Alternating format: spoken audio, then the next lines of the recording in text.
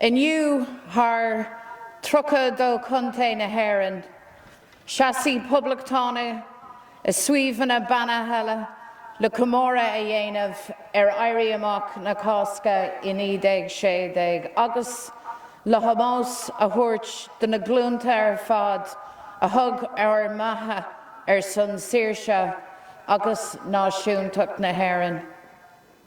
Cuimhníomid ar an stair agus féachimid I dtreo na tochaí agus sin timinte aisling léacra na poblachta a iarú, le fís a órógra a winch amach, le Héireann aontaithe a winch amach, agus fear poblacht a winch amach the Cork.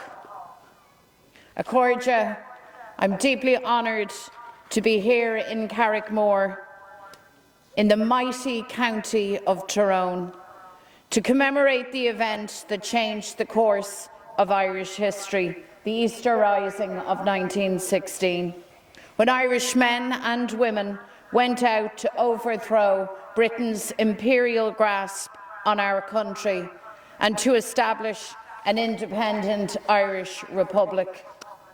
Those brave volunteers struck a blow for Irish liberty that reverberated around the world and down the generations.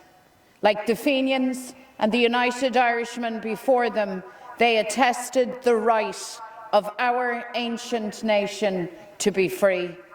Ordinary men and women who did the extraordinary because they believed in Ireland and her people. The vision of the Irish Republic is captured powerfully in the proclamation. An Ireland underpinned by civic liberty, economic justice, democracy and equality. And that proclamation isn't a parchment from the past. It is a clarion call to the future.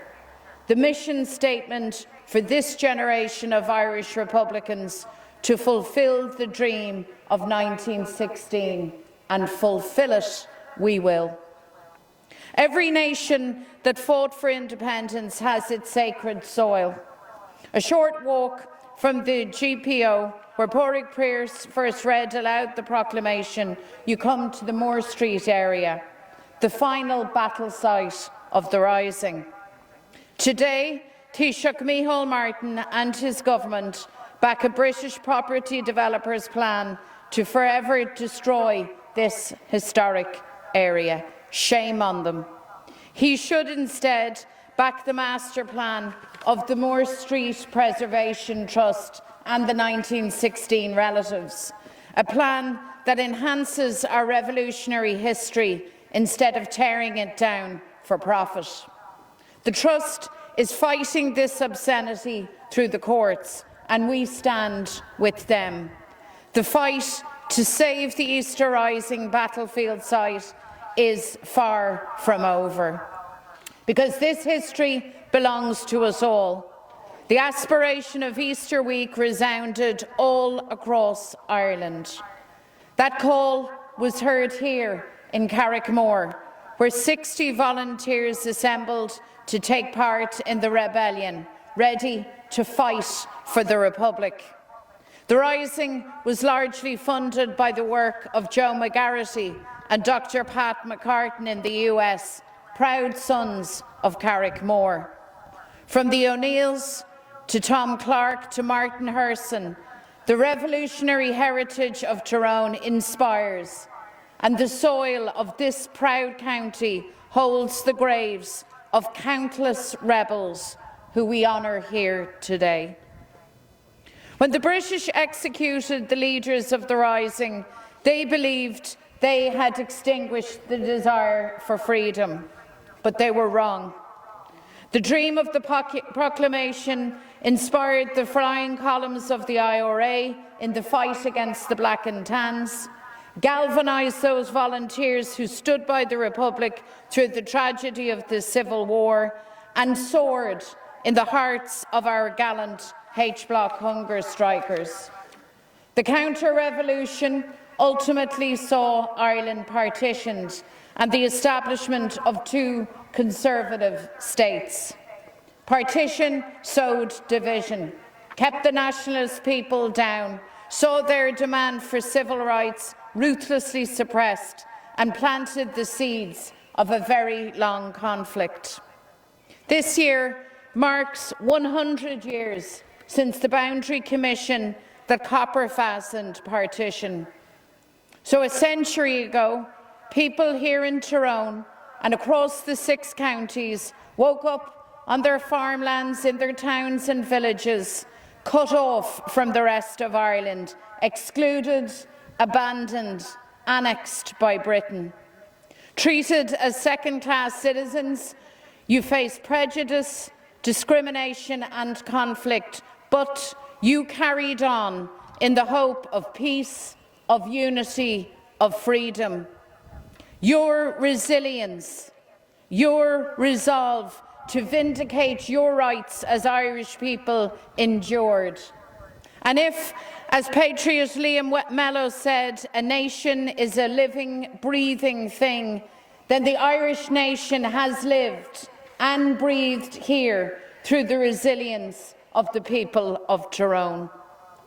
We see that same resilience and strength today in the families of Sean Brown and Pat Finucane and so many others in their courageous fight for the truth. Justice delayed is justice denied, and the British government must now accept the unequivocal ruling of the High Court and grant a full public inquiry into the murder of Sean Brown. Time and again, the nationalist people have shown the tenacity to overcome, to build the peace, to reach for true reconciliation and a new future. Maybe it was always meant to be that the first nationalist to lead the executive is a woman from Tyrone. Michelle O'Neill, the First Minister for all, who is determined to make politics work for everyone. 27 years after the Good Friday Agreement, the North is a very different place. Together, communities are building a future of hope and progress for everyone. We see this new inclusive future forming in the advances of Irish language rights. We see it too in the passion of Northern Gaels for our national games. And let me be clear, Casement Park must be built. Casement Park will be built.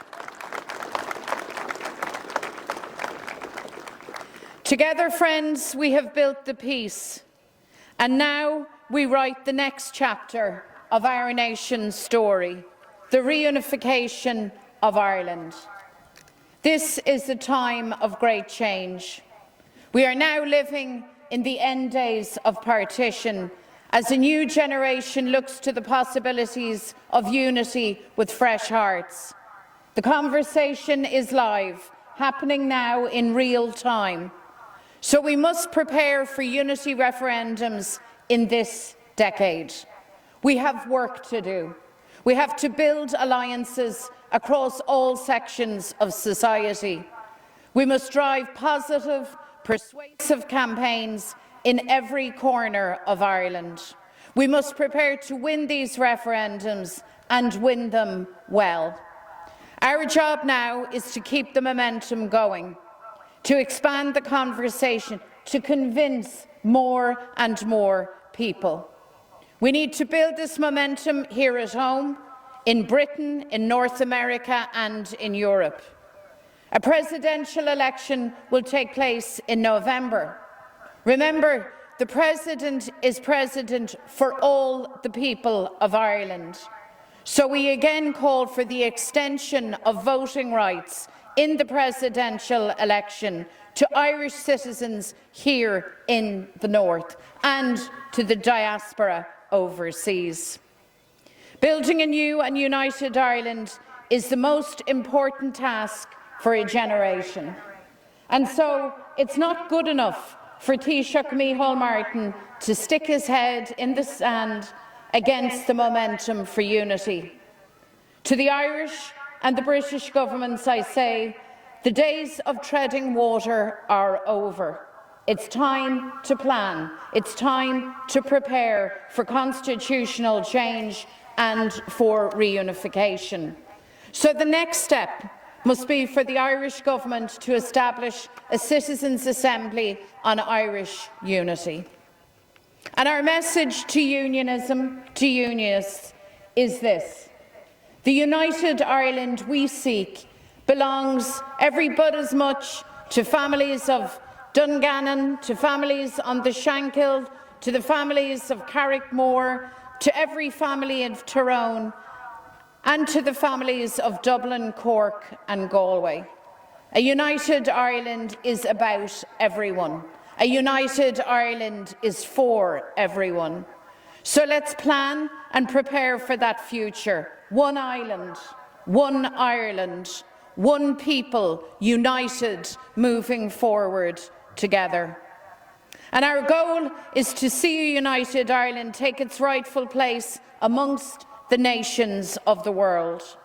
A nation true to the values of the Irish people. Opposition to the mantra that might is right, to war, to imperialism. Upholding the ideals of international justice and peace. Principles illuminated by the motto of James Connolly's Irish Citizen Army. We serve neither king nor Kaiser, but Ireland. Ireland's military neutrality is now under direct attack from Fianna Fáil and Fine Gael, and we will fight back against this at every turn.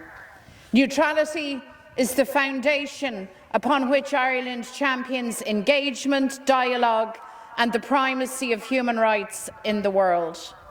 So if Fianna Fáil and Fine Gael are so confident that their plan to dismantle Ireland's cherished neutrality has the support of the public, then they should put that question to the people and they'll get their answer.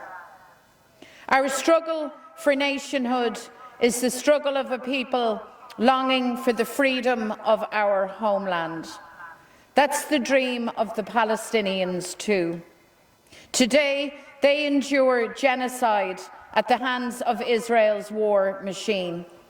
Children slaughtered, entire families wiped out, a nation being annihilated before the eyes of the world. This atrocity is backed and funded by the US, the EU and by Britain. It's the result of the carte blanche impunity gifted to Israel by the international community. The Irish people know well the damaging legacy of colonisation, of dispossession and oppression. What Irish man or woman worthy of the name could do anything but stand with the Palestinians? In the cries of Palestinian children, in the heartbreak of Palestinian mothers and fathers, we hear the call of humanity itself for justice, for peace, for freedom.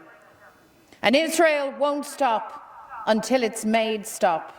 So the international community must act, and Israel must be sanctioned.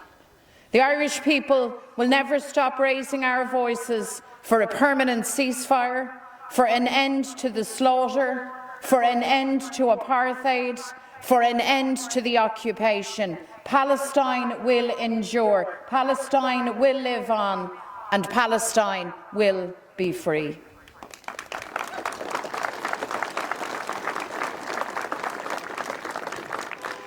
Friends, our journey to a new united Ireland, to a 32-county republic, is a journey we walk together.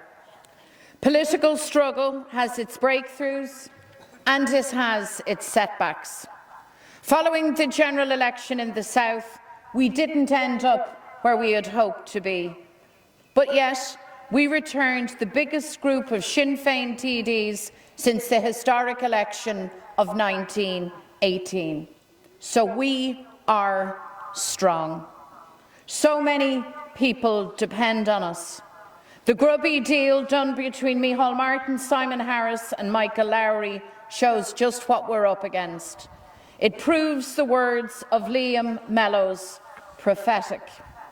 He said, "Men will get into positions, men will hold power, and men who get into positions and hold power will desire to remain undisturbed and will not want to be removed." But we will hold this do-nothing government to account. We'll fight the corner of ordinary workers and young people for housing, for healthcare, for a secure, affordable life and for a decent future in their own country. Here in the North, there is a strengthening realisation growing beyond the nationalist community that the British government simply doesn't care about those who live here. And their decision to pump billions into weapons of war while stripping back vital public services shows again that the future lies in a united Ireland. And we can do it. We can make this happen, be in no doubt. Just look at what we have already achieved together. We've ended the decades-old Fianna Fáil-Fine Gael monopoly. We lead the opposition in the Dáil. We're the largest party in the Assembly and in local government here in the North. For the first time ever, we've a Republican First Minister in a state designed to ensure that this could never happen. All of this has been achieved by Irish Republican activists who never gave up, never gave in, and kept their eyes on the prize. So now, this Easter, is a time to recharge Republican activism for the road ahead. We have to put all of our energy into building our capacity, building Republican politics, convincing even more people to play their part. So, if there's anyone here today who isn't active in Sinn Féin, come on board. Bring who you are to the table. Become a Republican activist. Help us to unite Ireland. Help us achieve the Republic. Accordia, the patriots we honoured today gave their all for the freedom of Ireland, for unity, for justice, for equality. So it falls to this generation to take up their mantle and fulfil that legacy, to stand in the Bharn of Wales and with courage reach for a united Ireland. Speaking in a British military court following the rising, Tomás McDonald declared that the proclamation cannot die. It lives today in every effort we make to realise its noble ideals. And so here we stand. And so here we stand together. Here we stand intent to finish the business of 1916. Here we stand for the day when we will commemorate our patriots in a united and free Ireland. So let's work day and night to fulfil the dream of Connolly and Pearse, of Herson and Farrell, of McGuinness and O'Hare. Hold tightly to your hopes, to your beliefs, to your determination. Never, ever give up. We will see the rising of the moon.